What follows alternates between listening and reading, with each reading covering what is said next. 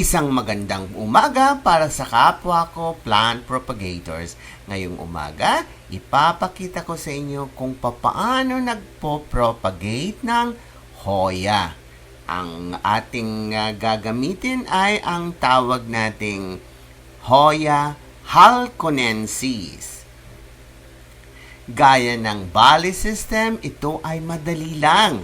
Kaya lang, kailangan natin ng ating blade o cutter upang masugatan ang part ng stem.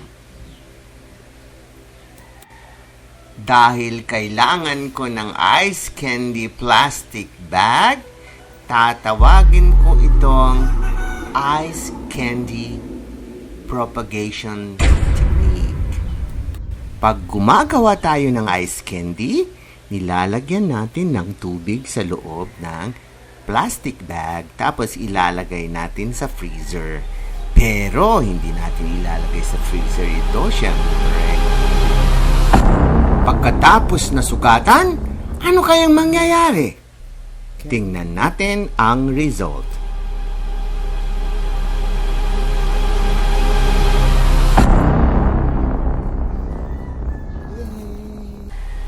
Nakikita niyo ba yan, mga ka-plant propagators? Ang haba ng roots, ano? In less than 2 weeks, ito na ang kanyang result. Pumili ng sanga na may katamtaman ng size, 2 to 3 nodes mula sa dulo. Sa pamamagitan ng cutter o blade, hiwain ang stem ng pataas. Di dapat maghihiwalay. Mag-ingat sa paggamit ng blade. Ang cutter, pwedeng rocking motion ang gawin natin.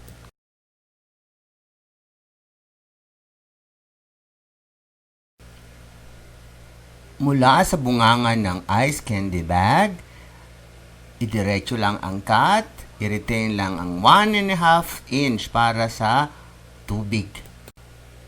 At yung upper portion ay gagamitin nating panali. Ayan, maglalagay na tayo ng tubig at ikakabit na natin sa bagong cut ng Hoya. Kailangan nakalubog iyong sugat sa tubig.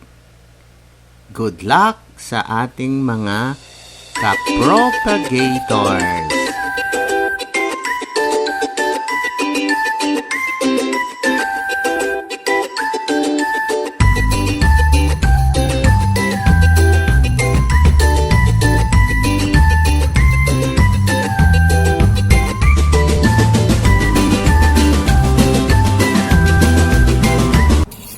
Sino ang hindi patuloy dyan? Tara na!